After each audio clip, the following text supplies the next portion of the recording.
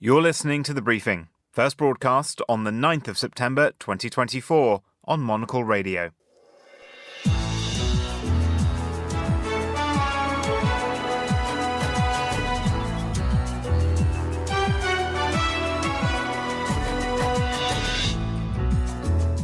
Hello and welcome to The Briefing, coming to you live from Studio One here at Midori House in London. I'm Vincent McAviney.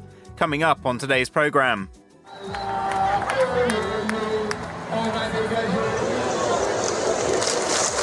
With the Paris Paralympics now over, what does the end of the summer's games mean for France's political truce? Thailand's new Prime Minister unveils her government's plans, but is there much change? Iran admits sending Russia short-range missiles for its war on Ukraine. Plus,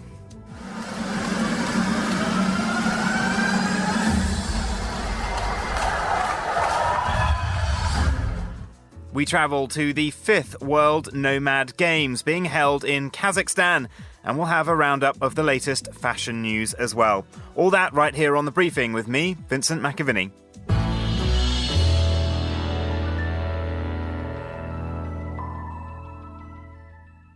Well, over the weekend, thousands of angry left-wing protesters took to the streets of France to object to the installation of Michel Barnier as Prime Minister after a summer of political turmoil and uncertainty. Demonstrators accused President Macron of denying democracy by choosing the conservative former EU Brexit negotiator to lead the government. Barnier's party, Les Républicains, returned fewer than 50 MPs in July's snap election, making it only the fourth largest bloc in the National Assembly. To discuss this, we're joined now by journalist and former CNN Europe editor Nina Dos Santos. Nina, thank you for joining us in studio. The Paralympics finished yesterday. That also drew to a close the political truce France had been enjoying. These protests show, though, that things are well and truly back, aren't they? Yeah, that's right. As we know, obviously, one of the things that France is an Olympic hope at is protesting, making feelings plain and people taking to the streets when they feel aggrieved. And that's exactly what, in particular, the France Unbowed far-left movement feels, because they say that the left bloc that they'd managed to form as a new popular front, taking another sort of more moderate socialists and also the communists, they believe that they should have had the right to form a government and have their own prime minister, because they got marginally more seats than anybody else in what was essentially a three-way split in the second round of the French elections over the summer. And essentially what they're saying is, well, look, why on earth is Emmanuel Macron choosing a prime minister who's from the political side of the spectrum that got the fewest votes? So essentially the far right and the far left, people came out in larger numbers than before in support of those parties. Why on earth is it that this movement of Les Républicains, the Conservatives, has been able to be given the chance to have a prime minister and form a government? There's a reason for that. It's probably because Emmanuel Macron feels that Michel Barnier is an experienced statesman who's served in frontline politics, admittedly a long time ago, but also is known as a technocrat, and probably only he can try and, at least Macron feels, will have the ability to try and push through a confidence vote, triumph in that, to at least try and form some kind of stable-ish government for the next few months. They have a point politically, of course, given the result, but have they let themselves down by putting forward unserious candidates for the role over the summer? You're talking about the left France Unbowed movement. Yes, you're right. They put forward this rather unknown civil servant who's in her late 30s, Lucille Castet. That was immediately rebuffed by Emmanuel Macron, as I said before, because he felt that this would essentially be a trap from the left, that if he were to put her forward, she would immediately be kicked out in a confidence vote, and then the pressure would be on Emmanuel Macron to himself resign. So he felt that this perhaps being a trap, he didn't go for it. What we saw over the weekend was him ushering in members of the far right, the National Rally, in for talks through the back door of the Élysée Palace. And now it appears as though, interestingly enough, and this is what's really irked the left, is that it's the National Rally, even though their party actually came third in, as I was saying, this three-way split, not by a huge amount, but by less than they were expecting earlier on in the two-way set of elections over the summer.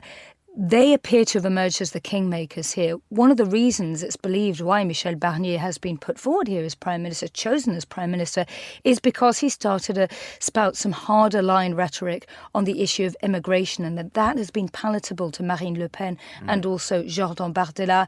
And that essentially the irony we have here is Macron saying, well, look, I've managed to beat the far right at their own game, but really, Barnier probably will end up being Prime Minister on the indulgence of Marine Le Pen, essentially not objecting to him becoming so. And she said she's happy to let him get on with the job. I mean, what is this job going to be? We're now at the sort of swan song of Macron's presidency. Is this just about keeping things going and him trying to sort of wear down the the Marine Le Pen's party national rally until the next election? What can he get out of this appointment? Well, first of all, France obviously immediately needs to try and get over this period of stasis. As you were saying before, we've had this glow of the Summer Olympics, and now that's starting to fade. Macron probably would have been blamed very, very heavily if he hadn't managed to sort of select a prime minister who could form a somewhat lasting government, because we don't know whether this government's going to last the full year. We do know that obviously legislative elections for the Assemblée Nationale, the Parliament of France, can only be held once every single year. So even if this government tumbles, they want it to last for at least a few months, and the first objective they're going to have to get through is the budget. That has to be passed by the Assemblée Nationale by the 1st of October. So I think that's what Macron is trying to do here. He's trying to keep things moving so that he's not left with egg on his face for having called these early elections over the summer. So far, with the ability to have found Barnier, perhaps he might not have been his first candidate, but as I was saying before, he's a sort of compromise here, and been able to get the support, albeit tacitly, from the far right here. It appears that plan for Macron is working, but the big test will obviously be the budget on October the 1st. And, we went from having the youngest Prime Minister ever in Gabriel Attal to a very old Prime Minister in Barnier. Do you think he's taken this as a bit of a kind of coda to his political career, or is there potentially real scope for his party to maybe seize a bit of ground off of Marine Le Pen by sort of, acting in government? Maybe. That's a good point. Obviously, Les Républicains movement was completely torpedoed by Emmanuel Macron deciding to create his own centrist movement all those years ago. And, which now, though, doesn't really seem to have much of a future, his party, it doesn't. And this is interesting because a lot of political critics from outside of France will have said, well, look, that's also upended the system for us centrists and moderates elsewhere in other parts of the EU, like, for instance, Germany, where we're seeing the far right rise significantly with recent elections over there. They've got the government's mainstream parties on high alert as well. And so what all of this is doing is sort of meaning that the rhetoric is moving further towards far right rhetoric, whether or not you're talking about centre right or further to the right. The centre-right parties, like, for instance, Barnier, as I was saying before, are having to absorb a lot of the kind of political rhetoric, particularly on issues like immigration and also economic protectionism that perhaps they might not have used before. And you're right, it's interesting how things can turn so quickly in a country like France, where it's so difficult to get reform moving quickly, isn't it? So we now have a Prime Minister who's more than twice as old as the previous Prime Minister at a time when just 6-7 months ago we were here in the studio. I remember Vincent talking about how this was a new chapter for a country that prized older politicians, putting power in the hands of the young. That's an interesting dynamic, and I wonder how long it's going to last. Well, we will see. Nina Dos Santos, thank you very much. Now here's Tom Webb with the day's other news headlines. Thanks, Vincent. The Venezuelan opposition leader Edmundo González has landed in Spain to seek asylum amid a political crisis in his country over July's disputed election. President Nicolas Maduro's win in the July 28th election is challenged not just by the opposition or historic geopolitical rivals such as the United States, but also by leftist allies of Venezuela such as Brazil and Colombia. Germany's domestic intelligence agency is warning that Russia's GRU military intelligence service has been carrying out cyber attacks against NATO and the European Union countries. Its cyber warfare group has been accused of engaging in malicious activities targeting critical infrastructure globally, including the United States. And a fire has broken out at a warehouse in South Korea after a trash-laden balloon carrying a detonator was launched from North Korea. The balloons so far have inflicted a total of 100 million won, $100,000 worth of property damage on the Greater Seoul area since May. Those are the day's headlines. Back to you, Vincent. Thanks, Tom. Well, yesterday, Thailand's new government published a policy statement that Prime Minister Shinawatra will deliver to Parliament at a session on Thursday, marking the formal start of her administration. She signalled her government will prioritise stimulating Southeast Asia's second-largest economy while continuing with many of the policies of her predecessor. Joining us now is Monocle's Asia editor, James Chambers.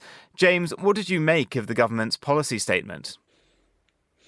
Yes, that's right, Vinny. I mean, the new Prime Minister, Paetongtarn Shinawatra, was sworn in by the King on Friday, and her government outlined their policy statement on Sunday, and then on Thursday they'll deliver it to Parliament, and that'll be the start of the new government.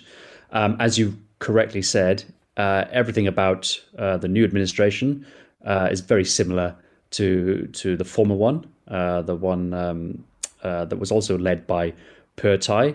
It's going to stimulate the economy, and it's going to push ahead with this very controversial policy to basically hand out 10,000 Thai baht to about 50 million Thai people. It's called the Digital Wallet Scheme, and it was one of the flagship provisions of Santos, her predecessor, and she has indicated that she's going to continue this, and that should be rolled out very soon. So it's a case of kind of continuing with the major policies of her predecessor, but actually succeeding in implementing them, because Mr. Tavison didn't actually manage to get any of his policies through. And debt restructuring is also being seen as a big priority, including some personal debts. How big an issue is this in Thailand? Yeah, the new Prime Minister has flagged household debt as something she wants to tackle. And this is all related to the economy. There's very little domestic confidence in Thailand right now. People aren't spending. People aren't buying new cars, which is a big thing, or buying new apartments. And one of the reasons why is because they're struggling to pay existing car and home loans. So the new administration is going to try and tackle this by offering some debt relief, making it easy to take out more loans, and it can be seen as a bit of another populist measure, trying to help the hardest hit. And this also extends to SMEs as well. So they want to extend some debt relief to SMEs. So they want to help people out who are struggling with loans, but the reason behind it is they want to get people spending again, so that the economic growth can return to Thailand. And promoting tourism is being seen as a priority. Have numbers returned to pre-pandemic levels? And I note as well they're going to build gambling complexes. Is that a sign that the tourists coming have changed because they've enjoyed more Chinese tourism recently? Yes, I mean, I was a bit unfair to say that Seta Tavison didn't achieve anything during his almost a year in power. He did a lot to promote tourism and get tourists coming back to Thailand. They signed a plethora of visa-free agreements with all kinds of countries, and obviously China was one of the main targets. And the tourism has bounced back. It is a vital industry for Thailand, and that's going to continue to be the case. But when it comes to China, you're right. They're going to pass a law so that they can create casinos to target Chinese gamblers. They want to get more and more people to come from China and to spend. But one thing they don't want to do, or they want to try and stop, is the influx of cheap Chinese products. This is something that is affecting countries across Southeast Asia. It's not something that's new, but it's something that politicians seem to have latched on, that could be a popular policy to crack down on. Because I guess when you're a small Thai SME and you're struggling with paying down your business loans, and you're facing competition from all these cheap imports from China, a policy by your government to try and crack down on that would probably be very warmly received. And just finally, it's been a tumultuous period for Thai politics. Will this policy plan do enough to settle the public mood?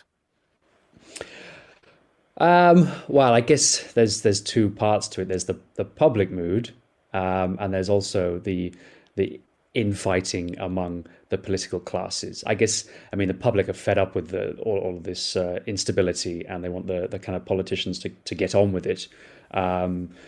I guess one of the big provisions that would go down very well is a new constitution, a new charter. So if the Pertai-led coalition can achieve that, then a lot of the people will be very happy. But what everybody wants is an end to the instability and all this infighting. So the million-dollar question is whether Paetongtarn Shinawatra can bring stability to Thailand. That is yet to be seen. I mean, when she spoke to reporters after being sworn in by the king on Friday, I mean, she said she asked her enemies to please be kind, please don't throw any lawsuits at me. I'm trying my best. I mean, that might point to her naivety because she is a political newcomer. It's very sweet, but it's also probably very unrealistic. And she's already facing lawsuits about the people she's appointed to her cabinet. That's the thing that brought down her predecessor, and some of the names that she's invited into her cabinet have already got attracted lawsuits. So nothing's going to change. We're going to see the same issues as we saw before. It's just a question of how much she and let's be honest, her father Thaksin can navigate Thailand's very murky politics. James Chambers, thank you. You're listening to The Briefing on Monocle Radio.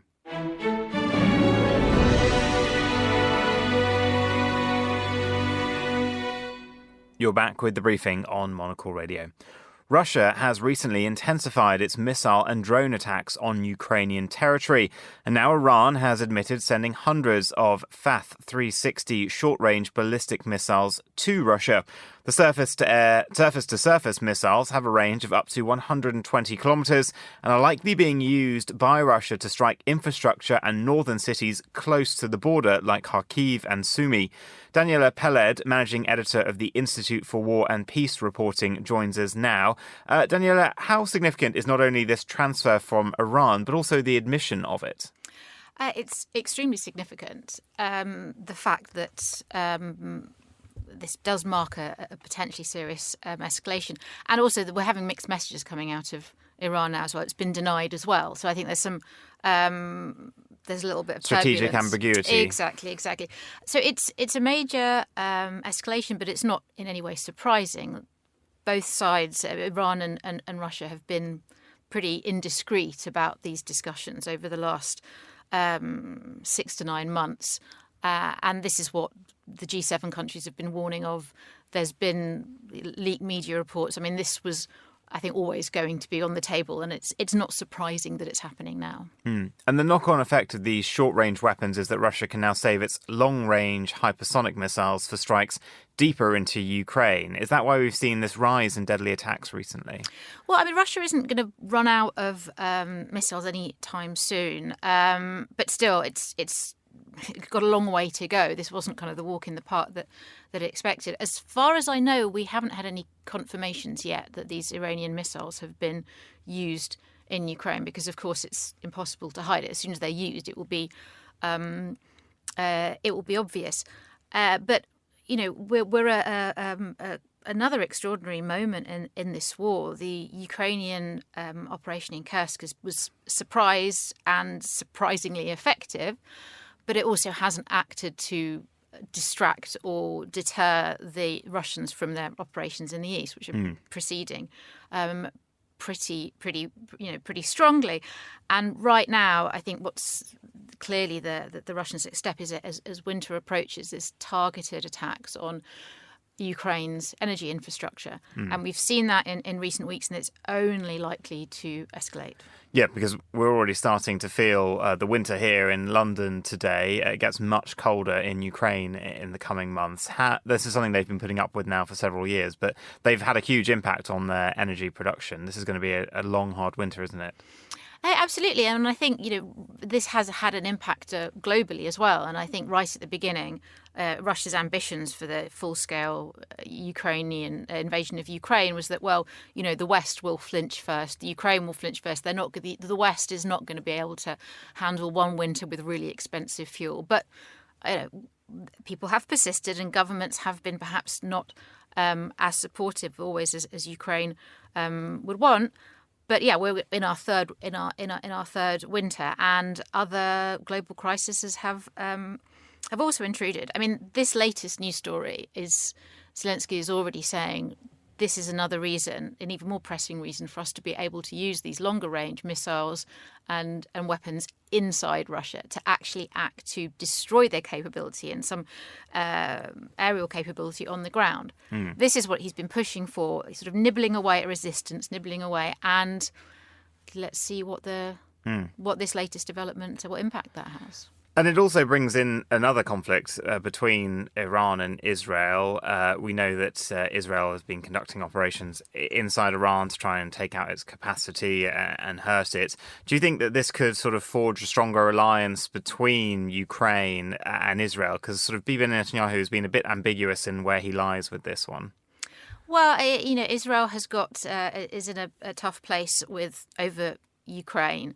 It has not supplied the kind of air defense systems that Ukraine would love. Israel really depends on Russia to allow it to operate in the north, in Lebanon and Syria, to deal with the threat from Hezbollah and missile shipments. So it's really just constantly walked a careful line there. But certainly, as far as Iran is concerned, the growing strategic partnership with Russia is very important. Iran is pretty nervous as well about Israeli attacks on its country, and it needs military support, especially when it comes to missile defense systems. They are deepening their alliance, but it's not without stress as well. I think Iran, it's clear, and maybe this is what some of the denials now are speaking to. Iran also stands to lose quite a lot in terms of fresh sanctions. The European countries and America have made it clear that if it relaunches its ballistic missile operations after the end of the part of the 2015 Obama nuclear agreement. Anyone remember that? Now JCPOA. Really defunct. But still, it had a clause that restricted ballistic missile development, which ran out in October. So theoretically, Iran can legally carry on now. But the West have made it very clear that they will not be happy with that. Daniela Peled, thank you. You're listening to The Briefing on Monocle Radio.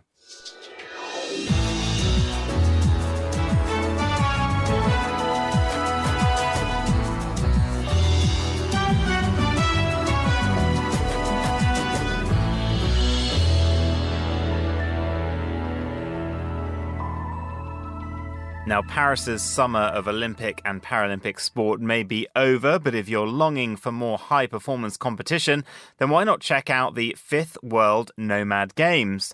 Staged every 2 years, the Games kicked off in the Kazakh capital Astana yesterday and celebrate the traditional sports and folk games of nomadic Central Asian peoples.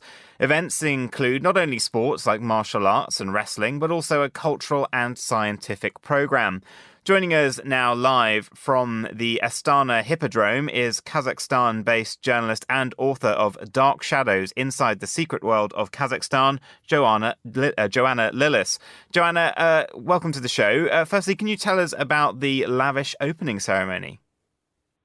Yes, so the Nomad Games, the World Nomad Games, opened last night with a very lavish opening ceremony in a very large stadium in Astana, the capital of Kazakhstan. We saw, all the 89 teams parading through the stadium, each one led by a rider on a white horse and a woman in traditional Kazakh dress. Some of the teams bigger than others. Of course, Kazakhstan's got the largest team with a couple of hundred people. And then we saw a couple of very small teams, Poland with just a few people, for example. And then we saw, of course, we've got here all the all the Central Asian states are competing, but there's a huge number of countries, you wouldn't traditionally associate with nomadism that are also competing. And after these teams had paraded through, to cheers and applause for some of the teams. I mean, Kazakhstan got huge cheers, of course, flag waving, but there were great big cheers for Turkey, Turkmenistan, and Uzbekistan, Kazakhstan's neighbors, and also for the United States of America. And after the teams had paraded through, there was a massive show with amazing pageantry, showcasing the sort of history of Kazakhstan, kind of showing it as a country with a long history, dating back, half a millennium. That's where the Kazakh state their foundation to. And there was amazing pageantry, color, light shows. There were horses, eagles, traditional Kazakh dogs called Taza. So it was quite a show that they put on to open these games. And it's quite a list of countries, over 80. You've mentioned two there that might surprise people, the United States and Poland. What are these Western countries sort of doing at this event? Yeah, I mean, it's also worth mentioning that I bumped into the British tug of war team here the other day. So there's a small British contingent too. Well, basically, some of them are, do practice the kind of sports traditionally in these countries that they're taking part in. For example, now from India, I spoke to an archer from Ladakh this morning, and he said it's a great opportunity to be at an international event, because normally, as he put it, we do our archery in our village. And some of them, for example, the British team, well, they just put together a team in order to come to Kazakhstan and take part in these events. So, they come for different reasons. And, they some of them, as I say, traditionally practice these sports, and it's a great place for them to really compete. And some of them are kind of putting the teams together in order to be here and take part in something that is so unusual, kind of interesting, and a big celebration, because there's a really great party mood here in Astana today. And some of the sports, you mentioned archery already, there's a lot of equestrian events, and there's even falconry as well. What else is in the schedule? Well, yeah, as you mentioned, there's equestrian events. I mean, right now, just outside, very close to where I'm standing, Kazakhstan is playing the United States at a sport called kokpa, which is basically polo using the carcass of a goat usually, but in fact the carcass here is plastic, I hasten to add. And so Kazakhstan are likely to trounce the United States, because they are really strong at this sport. And this morning they trounced Uzbekistan 16-0. But there are other kind of competitions. I mean, there are kind of board game type competitions where traditional games played with sheep's bones. There's an interesting competition called Powerful Nomad, which is obviously a kind of strongman competition. As I mentioned, there's a tug of war. I mean, there are huge numbers of events. There's a lot of wrestling events. There's horseback archery, which has been going on yesterday and today. And we've seen some really amazing feats as these archers from all kinds of countries, Kazakhstan, Kyrgyzstan, and many other countries that might surprise you, Poland, Malaysia, Kuwait, Thailand, riding past really fast and hitting targets. And the biggest cheers yesterday went to a female archer from Kyrgyzstan who performed really well and really wowed the crowds. So there's just huge numbers of competitions going on, and people are really entering into the spirit. There's a big crowd here today, even though it's a Monday and it's a working day. And Joanna, just briefly, if anyone wants to watch, I mean, are these being broadcast internationally? Well, you could try tuning into Kazakhstan's TV stations, I guess. Kabar TV, Khabar, and Kazakhstan TV, Qazaqstan. I'm not sure whether it's all live, but you'll certainly catch some highlights there. And there's the opening ceremony on YouTube as well. Well, there we go. If you're missing your summer of sport, you can carry on with some quite unusual ones. Joanna Lillis, thank you very much.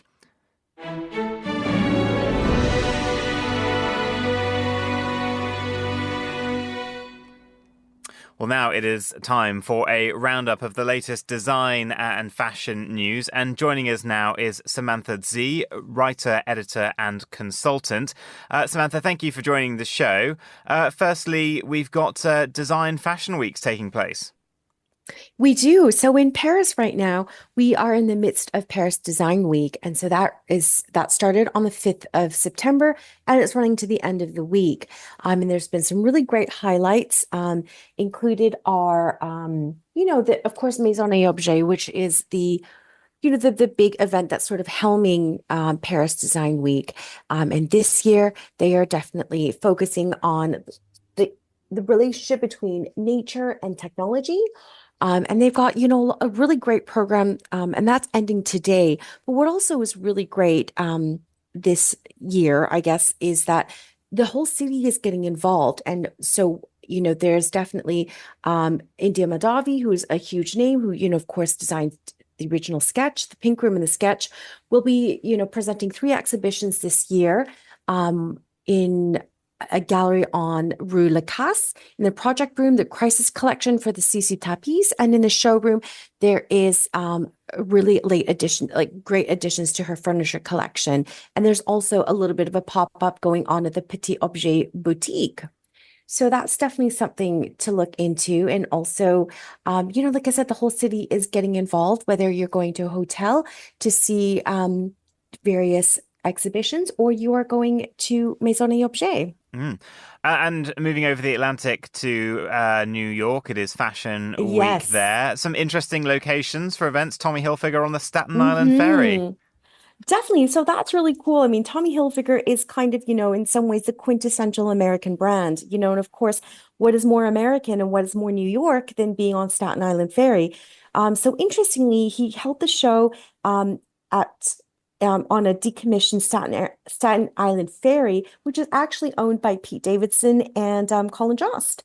And so there were, I think, about 500 guests there, and all the guests were given caramel popcorn and bottles of Diet Coke to enjoy while watching the show, which, of course, riffed on his nautical theme, with things like low-slung trousers, check shirts, relaxed cardigans, and raffia baseball hats, which is a great take on an American classic. And on the streets of New York, we saw some famous fashion faces led by Anna Wintour marching for votes.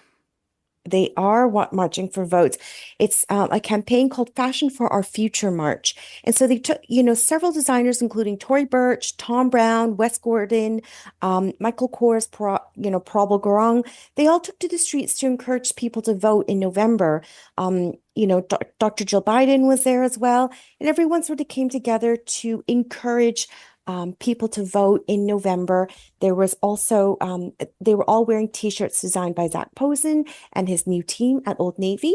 And also there were a series of people there from the nonprofit group I'm a Voter on hand to get attendees to sign up to vote. The march lasted from Herald Square to Bryant Park. So not super huge distance, but definitely a very important distance that has a lot of foot traffic. And just briefly, there's a raft of new appointments at fashion brands. One that really stood out to me, Sarah Burton, obviously famous for her work at Alexander McQueen. She designed, of course, Kate Middleton's wedding dress. She's been appointed by LVMH at Givenchy. Yes, that news launched this morning. So she has been appointed as the new creative director of Givenchy, where Alexander McQueen, her mentor, was part of the brand between 1996 and 2001. Now, her debut was set for March 2025, and that's definitely going to be something that is going to be the hottest ticket of the show next year. She's spent 25 years actually more than 25 years at Alexander McQueen, 13 as its creative director. And this is a really great way for her, I guess, in a way to continue the legacy of Alexander McQueen, of Lee McQueen, by following in her mentor's footsteps. So that's really exciting. Another great appointment last week was Haider Ackermann for Tom Ford. So he's succeeding Peter Hawkins, who has left the brand after just short of a year. Now, Peter Hawkins was the former right-hand man of Tom Ford for the past 25 years. And he left last year, or I guess a few months ago, and Haider Ackermann has been named the new creative director. Now, Haider Ackermann has a very sensual tailoring to his aesthetic. So it's a great match. It's a little bit more of a less overt sexuality to the Tom Ford of the early years and more of a grown-up sensuality, which I think will be really exciting. Samantha And of Z, course, thank you. And thank you so much. And that's all we have time for in this edition of The Briefing. It was produced by Hassan Anderson. Our researcher was Sana Jumani, and our studio manager was Mariella Bevan. I'm back with The Briefing at the same time tomorrow. If you've enjoyed the show, please do subscribe to the podcast and leave us a review as well. Let us know what you've enjoyed listening to and what you would like to hear more of. And you can always email me about anything we've discussed. My address is vm@monocle.com. I'm Vincent McAviney. Goodbye, and thank you for listening.